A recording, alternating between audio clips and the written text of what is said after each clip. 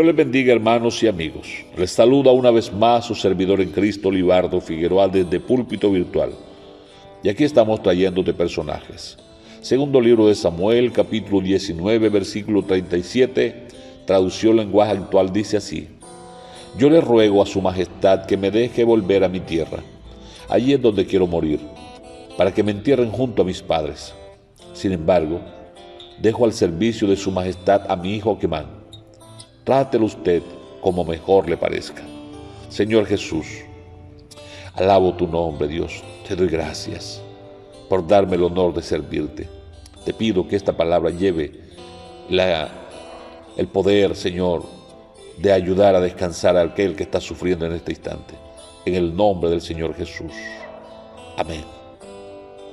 Estas son las palabras de aquel hombre llamado Barzillai, a quien David había invitado a que se fuera con él a Jerusalén. Y Barzillai se negó porque ya tenía 80 años y prefirió quedarse para morir en la casa y ser enterrado con sus padres. Pero aquel lugar que David había ofrecido a Barzillai en la mesa no iba a quedar deshabitado. Barzillai le dijo: sin embargo, dejo al servicio de su majestad a mi hijo Quemán. Trátelo usted como mejor le parezca. Y a David le pareció bueno y se llevó a Quemán.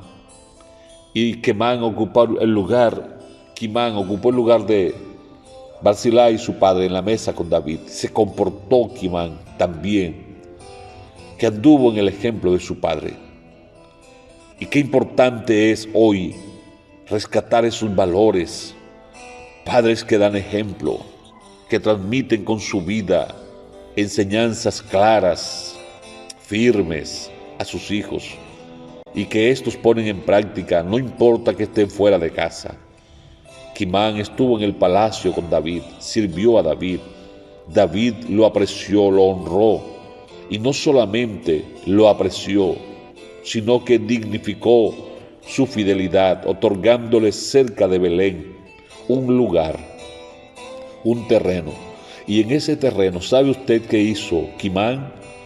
Edificó unas habitaciones, un local muy grande, y en ese local colocó habitaciones donde habían camas, donde había alimento, donde había refugio para todo aquel que estuviera necesitado. Y nos cuenta Jeremías 41, 16 y 17. Johanán y los jefes militares lo acompañaban, rescataron a los que Ismael se había llevado desde Mizpa. Luego de haber asesinado a Gedalías, entre ellos había mujeres, niños, soldados y oficiales del rey. Entonces comenzaron el largo camino de regreso y descansaron en Gurut Quimán, un lugar de descanso que está junto a Belén. De allí pasaron a seguir hasta Egipto. Gurut Quimán es el lugar que edificó Quemán, el hijo de Barzillai, y lo edificó con ese propósito de socorrer al desamparado, lo mismo que hizo su padre con David. Oh, qué hermoso ejemplo. Cuántos Quemán se necesitan en la casa de Dios, con el espíritu de aquel buen samaritano que socorrió al herido, que lo levantó. Cuántos heridos hay fuera de la casa de nuestro Padre Celestial, apartados, alejados del Señor.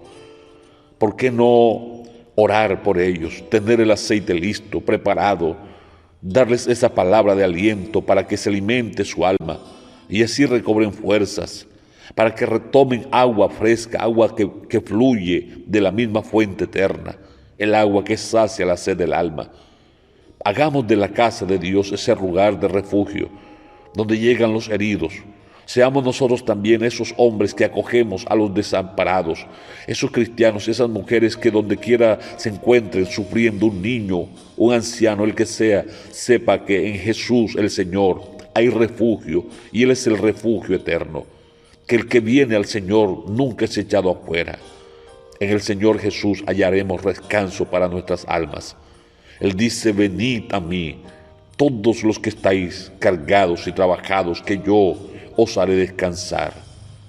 Y qué maravilloso que allí en Belén fue que naciera mi Señor Jesús, el que trajo la salvación para todos los perdidos. Sigámoslo a Él.